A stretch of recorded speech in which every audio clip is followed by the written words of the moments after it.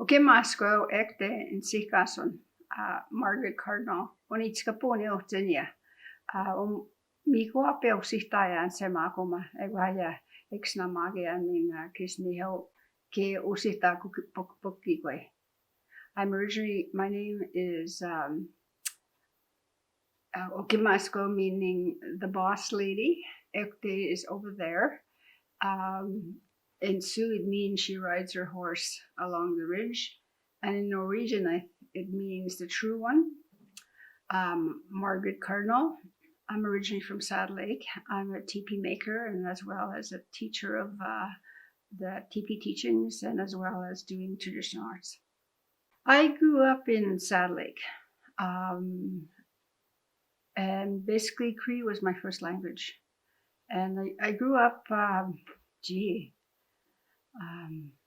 helping my mother and my grandmother harvest fish that came up the creek and watching my grandmother pulling the fish, lifting up her skirts and straddling the brook and catching the fish and throwing them on the ground. And us little kids would go around collecting the waddling fish on the ground, hauling them to my mother and aunt who would then prepare them for smoking and harvesting them.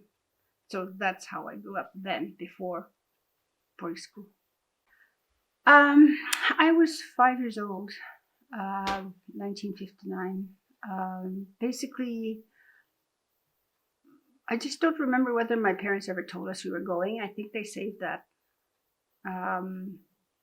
I just remember having to take, because I'm in the days of horse and wagon days. Even though there were vehicles around, but my parents didn't.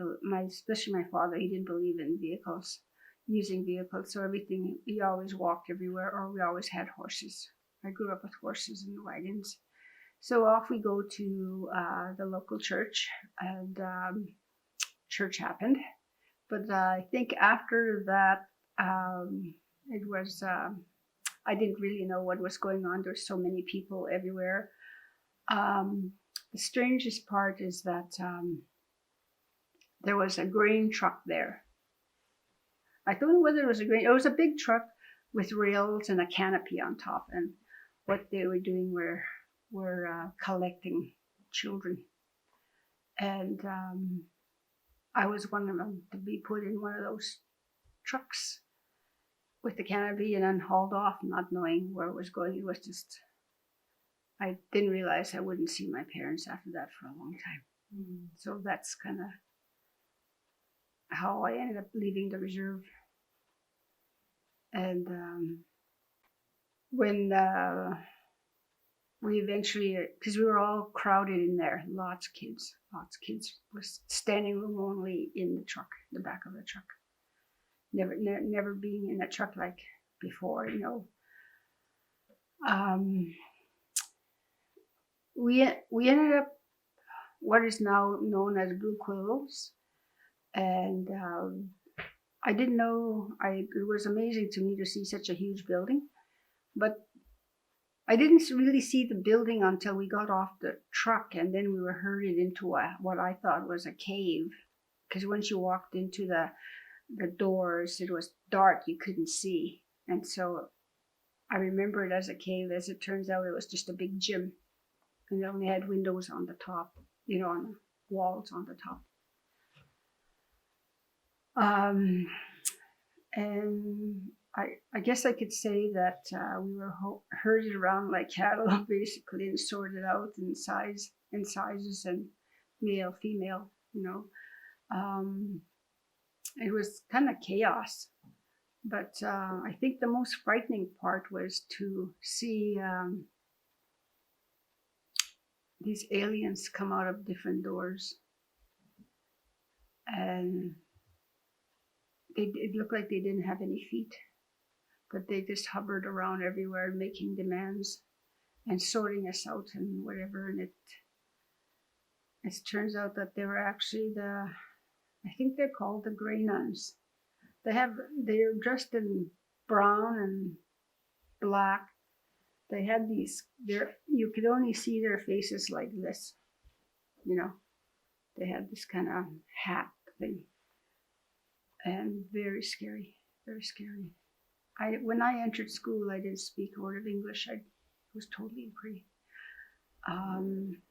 As it turned out, I was the youngest of all the little girls that were there, and I was number 44. Is the number they gave me, and I was number 44 the rest of the time. And when they sorted us out, I remember being in line and watching all the girls. And when they called my name, Margaret Cardinal, I didn't know who Margaret Cardinal was. And my older cousin, she pushed me. She said, "Kianma, it's you." And I said, "Ma, boo." I said, "That's not my name, you know." And she said, "When you're here, that's going to be your name." And so eventually from there, I got to be number 44. That's, I guess, so I don't like to use the word, I don't like being called Margaret as much anymore because of the years that I spent there. I spent approximately 10 years in boarding school. And yeah, that was my first day at school. Well, the first time I got into school. I had to learn English. It was,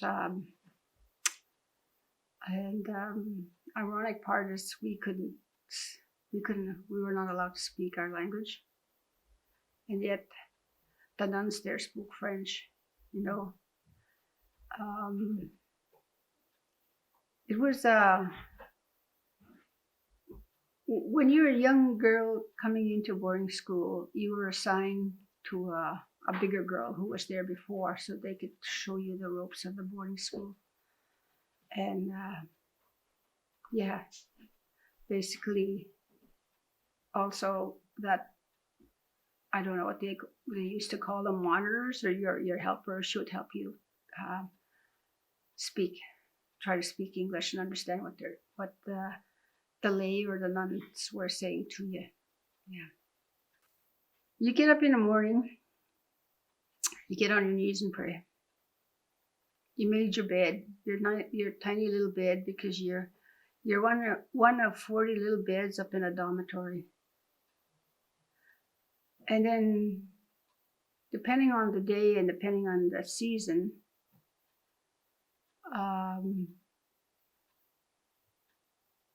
you got ready to go to Mass in the morning, and you went to church, and there was a full Mass in the morning before breakfast. Then you come back to your room and change, and got ready to go downstairs for breakfast. And you prayed before you ate, you prayed after you ate. Then you went to your home room and you prayed there. And you did your chores. You lined up to go to classes. Classes started. You prayed before you got going. You prayed just before lunch. We go downstairs to the big hall, and you prayed before you ate. You prayed after you ate. You prayed before you went to school. You prayed after school. And depending again on the seasons, you either the only time you got to play was give or take half an hour to an hour between after school and supper. But if you were a big girl, you had to work. There was always work to be done. Always, everybody had a job. It didn't matter whether you were just a 5-year-old.